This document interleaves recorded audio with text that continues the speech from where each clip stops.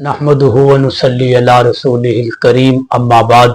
अली अरशद ये सवाल पूछ रहे हैं कि ज़माने को बुरा कहना कैसा है। देखिए, ज़माने को बुरा नहीं कहना चाहिए क्योंकि अल्लाह तबारक व ताला खुद ज़माना है। तो इसलिए जब ज़माने को हम बुरा कहेंगे तो गोया कि हम अल्लाह को बुरा कह रहे हैं। ज़माना नहीं बदलता बल्कि लोग बदलते हैं। आजकल जो कह देते हैं जी ज़माना ही ऐसा है, ज़माना ऐसा नहीं है, लोग बदल गए। ज़माना वही है जो पहले था, लेकिन लोग वो नहीं है जो पहले ज़माने वाले थे। इसलिए ज़माने को बुरा नहीं कहना चाहिए। नजूमी को हाथ दिखाने के मुतालिक अली अरशद ये मसला पूछ रहे हैं। देखिए, नजूमी को हाथ दिखाना ये शिरक है। हदीस पाक में इसकी ममानियत आई है कि मुस्तकबिल का हाल सिवाय अल्लाह के और कोई नहीं जानता।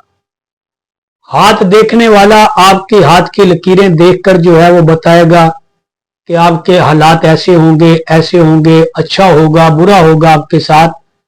तो अगर उसने इस पर यकीन कर लिया उसके बताए हुए पर तो ये शिरक है। और अगर बाज मर्तबा ये नौबत कुफर तक भी पहुंच जाती है। इसलिए फाल निकलवाने से, हाथ दिखाने से बचना चाहिए, परहेज करना चाहिए। तलहा ये सवाल कर रहे हैं कि मुझे परेशानी में कुफरिया ख्यालात आते रहते हैं, तो क्या इनका कोई शरई हुक्म है। देखें, ख्यालात जो होते हैं ना, ये गैर इख्तियारी होते हैं, ये आदमी के अपने इख्तियार में नहीं है।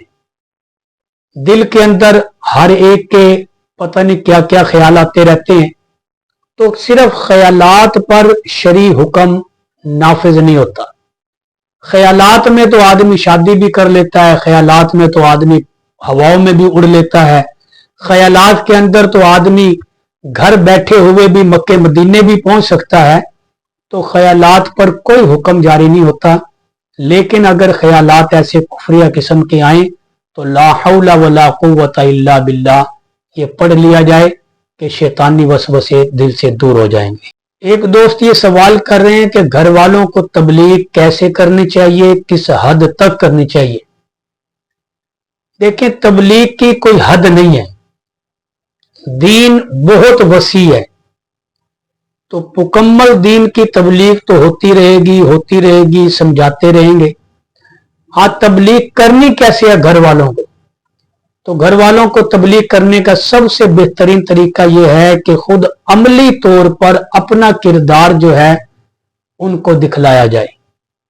जब तक खुद बाअमल नहीं होंगे और घर वालों से कहें कि आप पर्दा करें और खुद बाहर बैठकर चौकों में खड़े होकर बदनजरी करता हो और घर वालों से कहे कि बाशरी पर्दा करो, तो फिर ऐसे तबलीग का असर नहीं होगा। तो इसलिए तबलीग का बेहतरीन तरीका यह है कि अमली तौर पर अपना अमल दिखा करके जो है वो घर वालों को समझाया जाए। तो घर वालों को बात समझ भी आएगी, अमल करना भी आसान होगा और आप पर किसी किस्म की तनकीद भी नहीं हो सकेगी।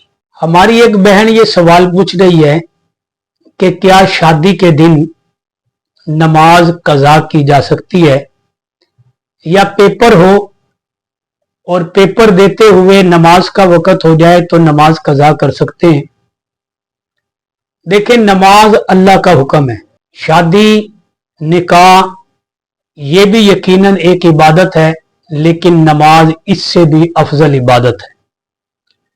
तो शादी की वजह से नमाज का कज़ा कर देना कि मेकअप किया हुआ था, फेशियल किया हुआ था, वो खराब ना हो जाए, तो नमाज कज़ा करना बहुत बड़ा गुनाह है। इसकी शरन कोई इजाजत नहीं है।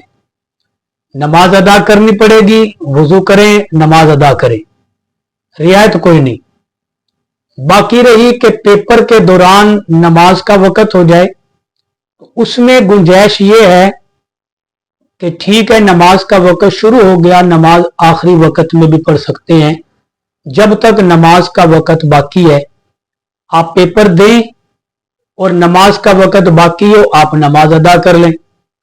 लेकिन अगर ये खतरा हो कि पेपर के वक़्त में ही नमाज का वक़्त भी खत्म हो जाएगा तो फिर आप जो भी वहां पर सुपरिटेंडेंट है, जो निगरान है, मुमतहिन है, आप उससे इजाजत लें और इजाजत लेके अपने 4 फर्ज जो हैं, जो फर्ज हैं, वो फिलफोर अदा कर लें। आपको बावजू रहना चाहिए इम्तिहान सेंटर में। जब दाखिल हो, आपको पता है कि मैंने नमाज पढ़नी है, तो आप बावजू होकर वहां दाखिल हो।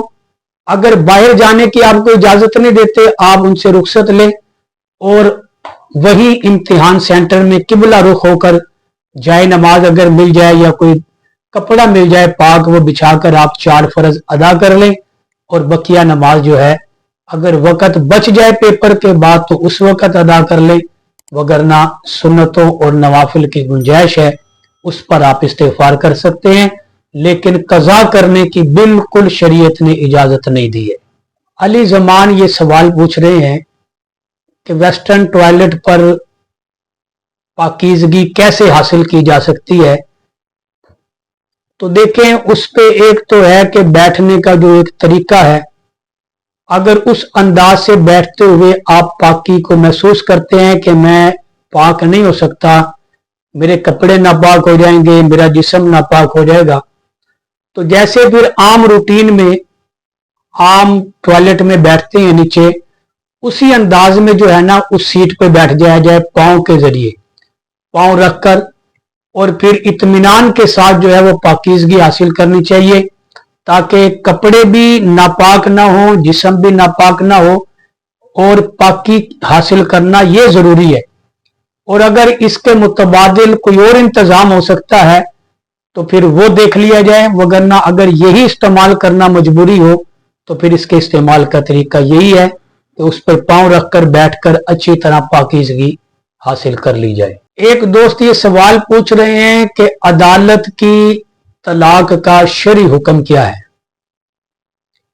देखें, तलाक देने का हक जो है वो सिर्फ और सिर्फ शरीयत ने खामिद को दिया है।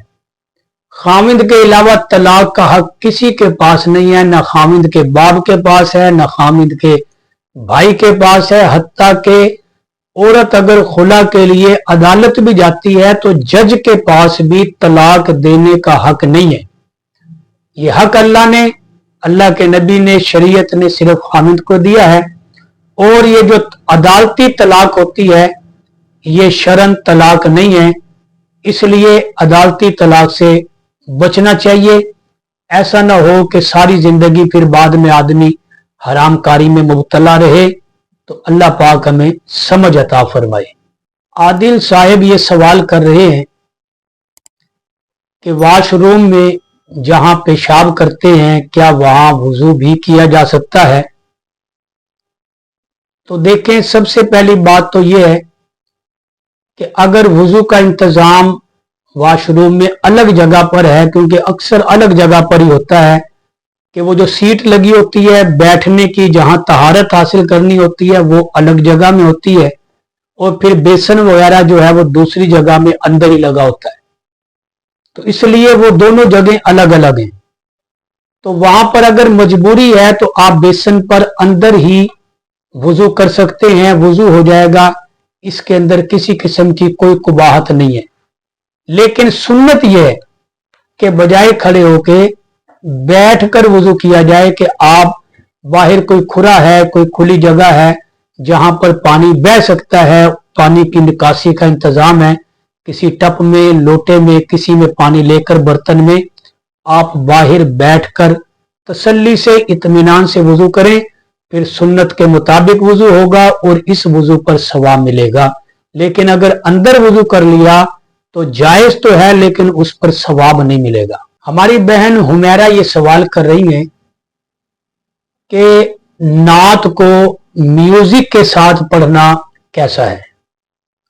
देखें, म्यूजिक हराम है इस्लाम के अंदर और नात इबादत है। अब हम इबादत को एक हराम काम के साथ जोड़ के करें तो ये हमारी इबादत भी खराब हो जाएगी। अच्छी चीज चाहे जितनी मर्जी ज्यादा हो, लेकिन उसमें थोड़ी सी भी गलाजत अगर मिल जाए कि पूरी दूध की बाल्टी भरी हुई है कितनी बड़ी बाल्टी होती है भरी हुई है, लेकिन उसमें अगर एक कतरा गिलाजत का चला जाए, वो दूध की भरी हुई सारी बाल्टी जो है वो नाकारा हो जाएगी, गंदी हो जाएगी, जो है वो काबिल नहीं रहेगी इस्तेमाल के। इसी तरह नात बहुत बड़ी इबादत है, लेकिन अगर उसमें थोड़ी सी म्यूजिक की आमेजिश हो गई तो ये इतनी बड़ी इबादत हमारी बेकार चली गई, बर्बाद हो गई। इसलिए म्यूजिक के साथ नात पढ़ना मर्द के लिए भी हराम है और खातून के लिए तो बिल्कुल ही हराम है, क्योंकि खातून को नात पढ़ने की इजाजत नहीं है। अगर उसने नात पढ़नी है खवातीन में पढ़े, और बगैर आवाज के खवातीन जितनी हैं उनसे बाहर उसकी आवाज ना जाए, क्योंकि अगर आवाज बाहर जाएगी तो भी नात पढ़ना औरत के लिए जायज नहीं। अगर उसकी आवाज किसी गैर मर्द के कान में पड़ गई तो म्यूजिक से तो बतौरीके औला हराम है।